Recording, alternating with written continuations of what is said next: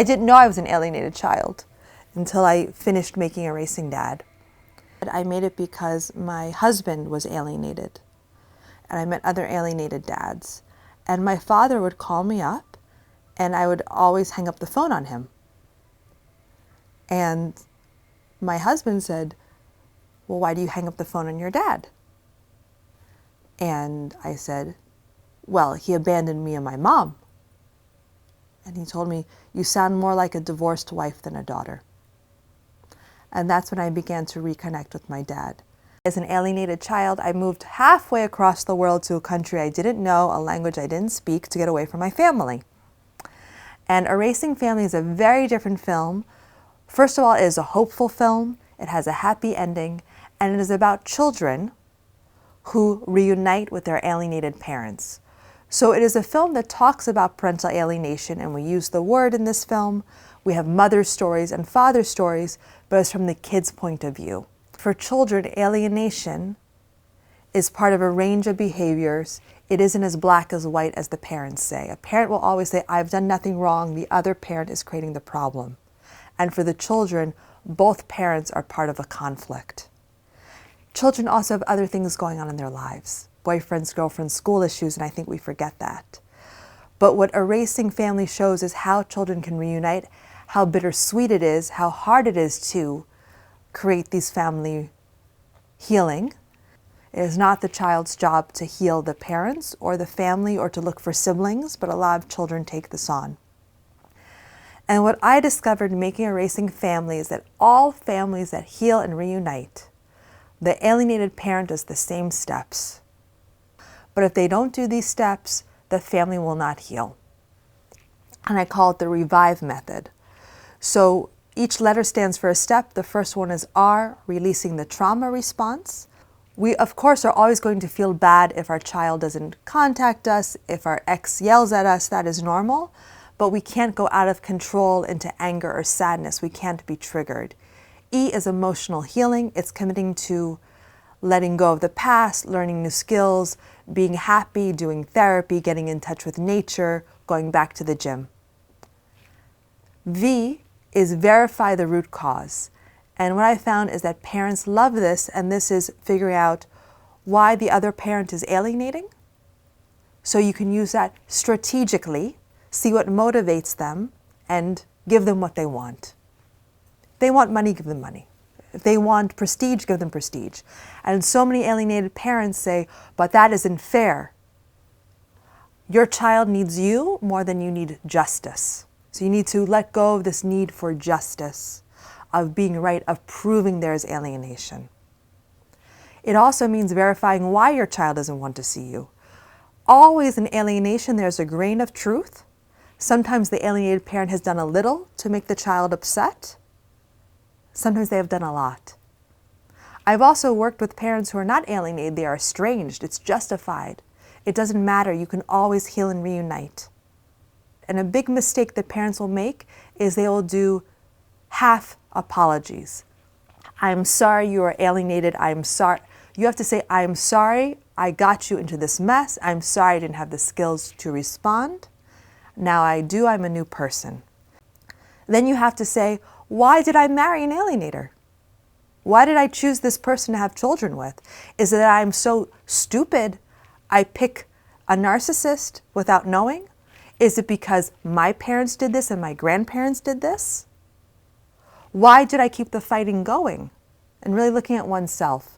But this isn't blame, it's taking responsibility, because we can only be responsible for ourselves.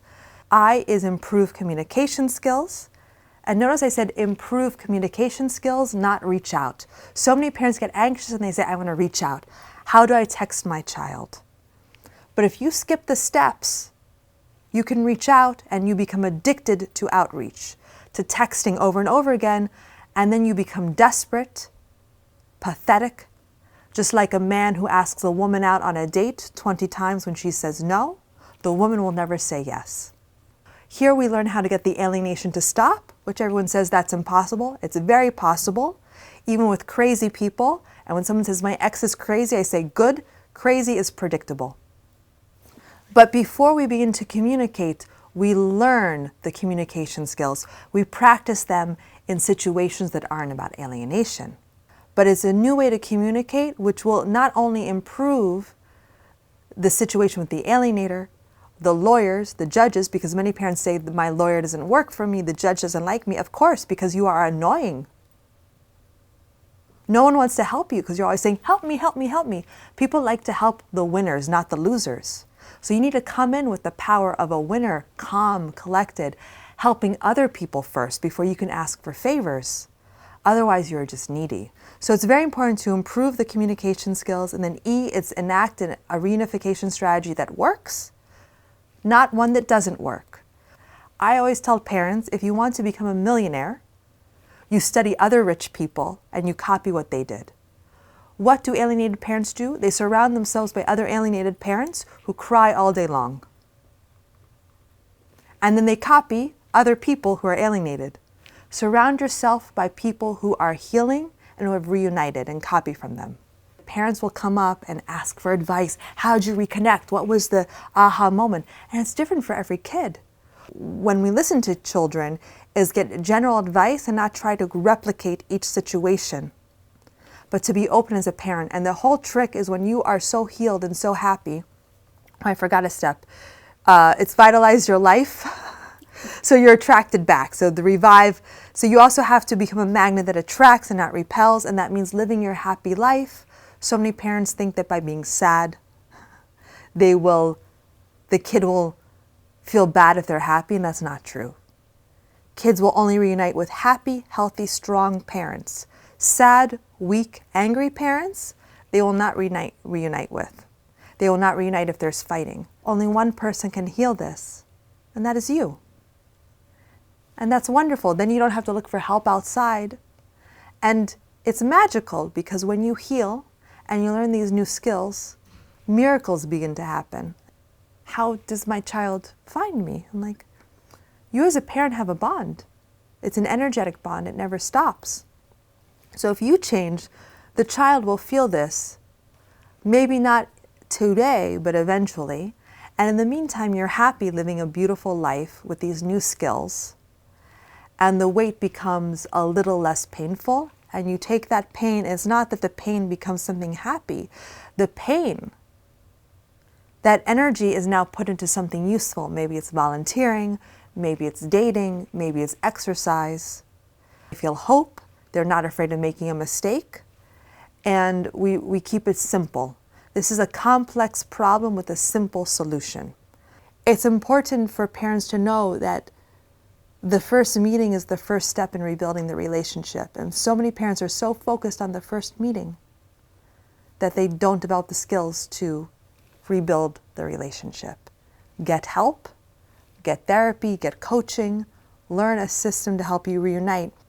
Also, I have so many parents who kid reaches out, the parent doesn't know what to do, they freeze. I had a mom who before working with me said, my daughter came to my house. I said, what did you do? Well, I didn't open the door. I have so many parents who say, I would have such a huge problem if my kid showed up. So then they're blocking the child energetically from showing up, but also they don't know, or they'll say, oh, I got a text from my child. Oh, what did you respond? Well, nothing, I wanted to talk to you first. When did you get the text? 2 weeks ago. So I said, so you left your child on no response of a text for 2 weeks. Well, I needed to talk to you, Ginger. So talk to the coach before. Don't wait for something to happen. This is the biggest mistake parents make. He called his son for happy birthday.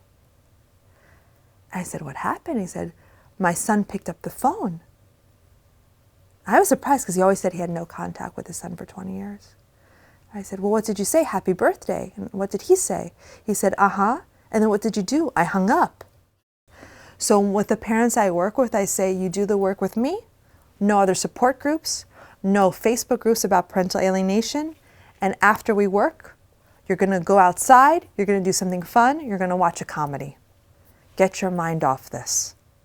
This is part of your life, but this cannot consume your life. This should not be more than 3 hours a week of learning and therapy. Any more than that, you are addicted to learning about parental alienation. I don't want parents to become experts in parental alienation, but experts in reuniting and healing. Some parents just aren't ready. Some are very angry at their children. But also if a parent says, well, if my kid showed up, I wouldn't know what to do. I'd be so scared. I'd close the door in their face. They don't want to yet. A lot of people, they just want a diploma of being a victim. They don't want to heal. They don't want to change. They want someone to say, yeah, you're a victim. When you heal, and when you don't need the child to heal you, because a lot of parents say, well, I'll be happy when I reunite with my child. So now your child is responsible for your happiness. When parents do the energetic work and heal, the kid sees that, feels that. I don't know how. Magic, metaphysics, it's all energy, there's cells in the body, I don't know, and the kid will call you. They will have an incident that wakes them up, but that incident is out of our control. So you have to be ready. For a lot of kids, it's a third party, like a friend who they trust. Narcissists are easy to control if you know how, but people don't. They just say, you can't co-parent with a narcissist. So you need to heal first, then the kid will feel it.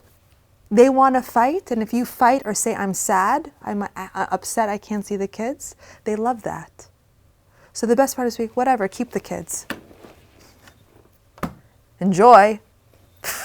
Have fun being a single mom, right? And then they go, oh, you don't want to see the kids? Well, no, not really. You know how many alienators drop the kids off at the alienated parent's house and say, you take them, I want nothing to do with them? All the time. But if you're desperate and you say, I hurt because I can't see my kids, the other parent loves this. It's a drug to them. So we need to not care. This is hard because as a parent, of course you care. If there's severe alienation, you're planting seeds. So when the child is ready, they have good memories. So always keep showing up, but keep the meetings happy even if they're short. Don't fight. You go. You keep showing up for your kids. But those 5 minutes you have, because you're not going to keep the kids for 10 hours in the car waving outside, you're going to make it fun. Kids are the same, alienators are the same. When we are desperate, people reject that. They want to be with strong, calm people, but that's hard because you're being traumatized. And for a lot of parents, oh, that's what they said. They said, when I realized I can have a relationship with my kid even though I don't see them, things changed. We can have an energetic relationship with people.